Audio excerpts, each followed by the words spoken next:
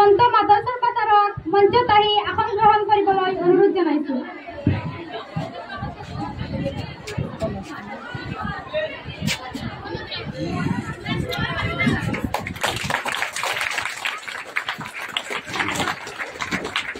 এতিয়া আমাৰ বিদ্যালয়ৰ অৱসৰপ্ৰাপ্ত প্ৰধান শিক্ষক আলহাজ তফাজ্জল ইছলাম ছাৰক মঞ্চত আহি আসন গ্ৰহণ কৰিবলৈ অনুৰোধ জনাইছো।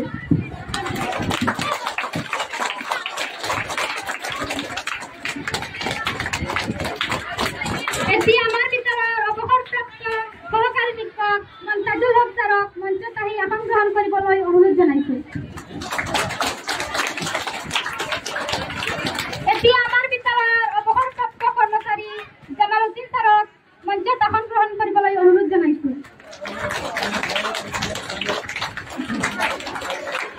এতিয়া আমাৰ বিদ্যালয়ৰ জ্যেষ্ঠ শিক্ষক ৰায়হান উদ্দিন ছাৰক মঞ্চত আসন গ্ৰহণ কৰিবলৈ অনুৰোধ জনাইছো।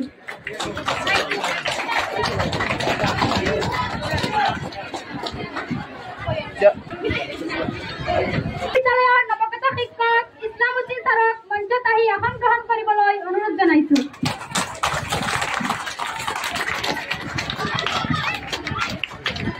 এতিয়া আমাৰ বিদ্যালয়ৰ শিক্ষয়িত্ৰী আকলিমা বেগম আহমেদক মঞ্চত আহি আসন গ্ৰহণ কৰিবলৈ অনুৰোধ জনাইছো।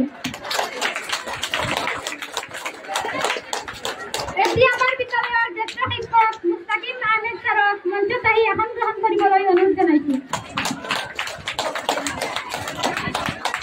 এতিয়া আমাৰ বিদ্যালয়ৰ ফখৰুল উদ্দিন ছাৰক ফখৰুল ইছলাম ছাৰক মঞ্চত আহি আসন গ্ৰহণ কৰিবলৈ অনুৰোধ জনাইছো।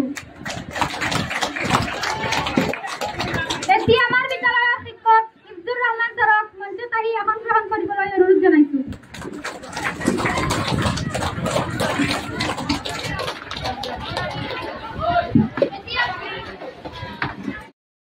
এখন ফুলাম গামোচাৰে আদৰিবলৈ দশম শ্ৰেণীৰ ছাত্ৰ আছাদুল লস্কৰক অনুৰোধ জনাইছো।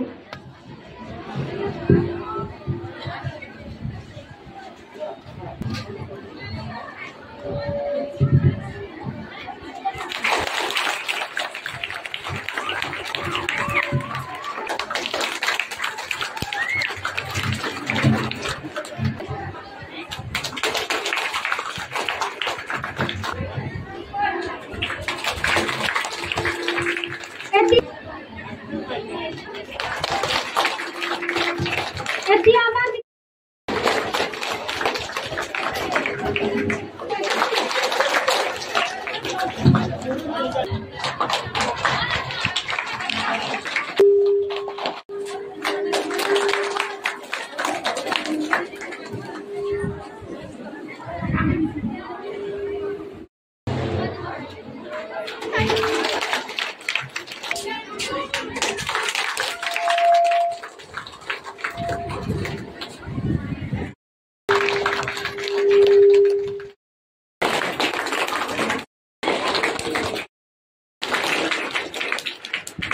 মই আজিৰ দিনটোৰ উদ্দেশ্য ব্যাখ্যা কৰিবলৈ লৈছো।